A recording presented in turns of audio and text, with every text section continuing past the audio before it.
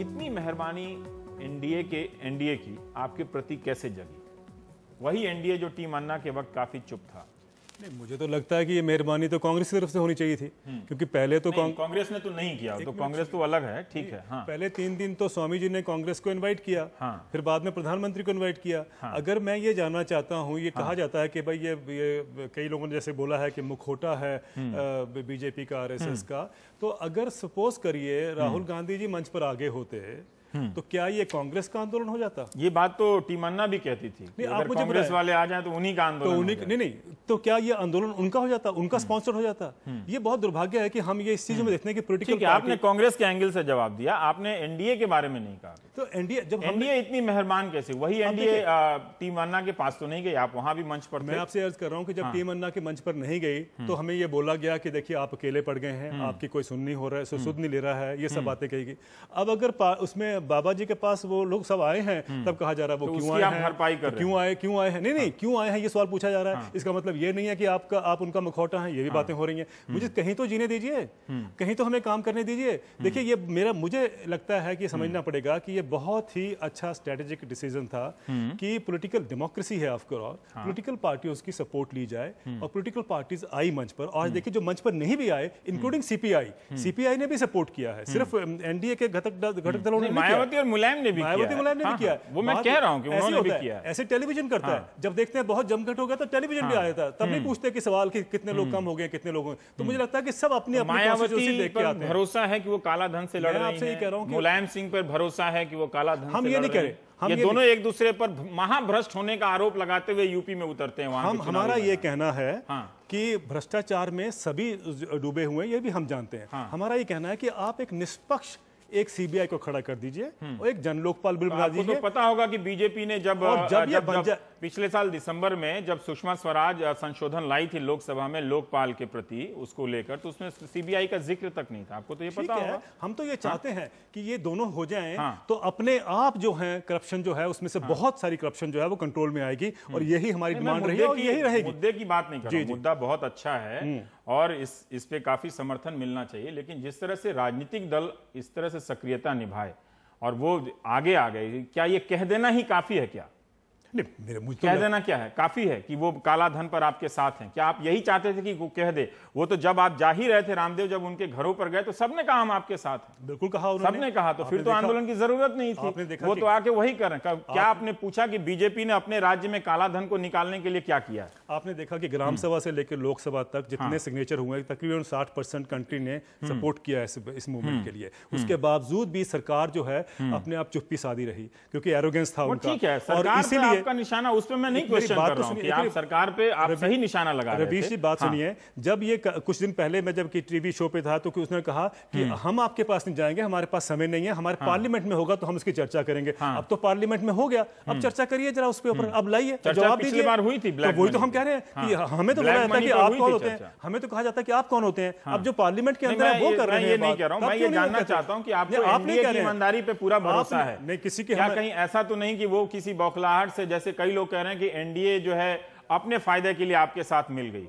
देखिए कोई भी आए, हम तो कांग्रेस को भी चाहते हैं कि अपने फायदे के लिए मिल जाए। क्या हो जाएगा? आप तो लड़ रहे हैं कि निर्णायक लड़ाई लड़ रहे हैं कि इसको लाने के लिए कुछ किया जाए। बिल्कुल ठीक है। कोई भी आके एक पत्र दे जाए तो क्या वही उपलब्धि है? नहीं, लेकिन हमारी कोशिश ये है कि सब लोग आए, उसी चीज को समझें जो गरिमा की हम क्या आप मायावती और मुलायम सिंह यादव को ईमानदार मानते हैं इस मामले पर? मैंने कभी किसी को नहीं कहा, लेकिन क्या आप जैसे कांग्रेस को कह रहे हैं सामाजिक बहिष्कार की बात, आप मुझे ये बताइए, बहुत अच्छी बात है। आप मुझे बताइए क्या सरकार जो हमारी है वो आपने कहा कि उनको, मैं कह रहा हूं कि नहीं है। नहीं, मैं तो खुद कह रहा हूं उसके ऊपर तो कोई नहीं बोलता। आप मायावती और मुलायम का जवाब नहीं दे रहे हैं, मैं जवाब दे रहा हूं कि सरकार ईमानदार नहीं है। हम चाहते हैं कि सबकी इंक्वायरी हो, उनकी भी हो और सरकार की भी हो। हमने गलत क्या बोला इसमें? और भ्रष्टाचार के मामले में मुलायम सिंह यादव या मायावती, अभी शिवपाल यादव जी ने कहा कि डकैती मत करो, चोरी कर लो। मेरी सर्टिफिकेट देने से कोई बात नहीं बनेगी, लेकिन सच्चाई है कि देश को एक ऐसा निष्पक्ष एक एजेंसी चाहिए जो सबके ऊपर एक इन्वेस्टिगेशन कर सके, और ये पॉलिटिकल पार्टी से लेके आएंगे जब तक हम डिमांड नहीं करेंगे। क्या किया था प्रभा ठाकुर जी?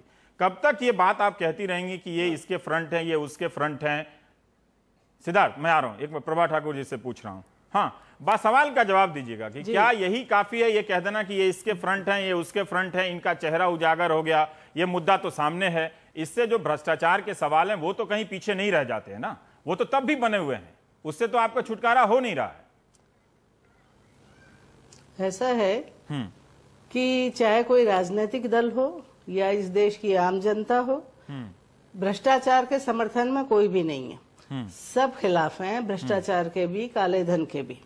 अब सवाल ये है कि इसको दूर करने के लिए कैसे क्या उपाय किए जाए, क्योंकि कांग्रेस नीत सरकार है तो उसकी एक इस समय एक अहम जिम्मेदारी और जवाबदारी भी बनती है हर तरह से।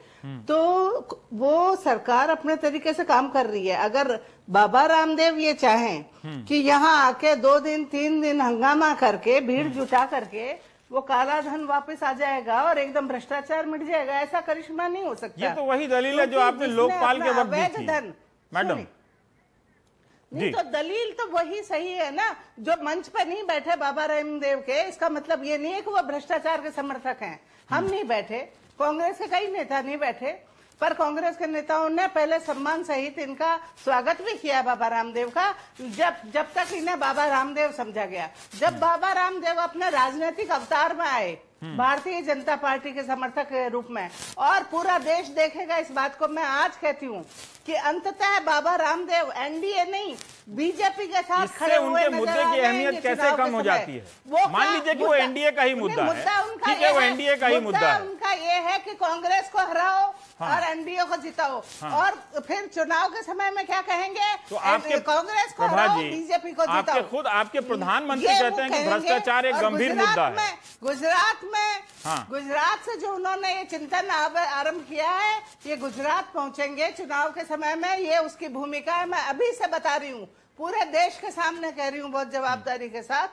ये इनका कोई अनशन, कोई ये और आंदोलन जो है न काले धन के लिए है, ये सब दिखावा है।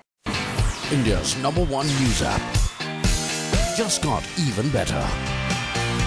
Download NDTV's new app.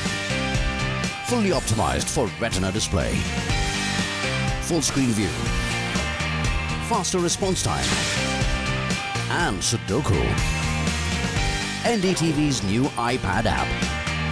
Download now.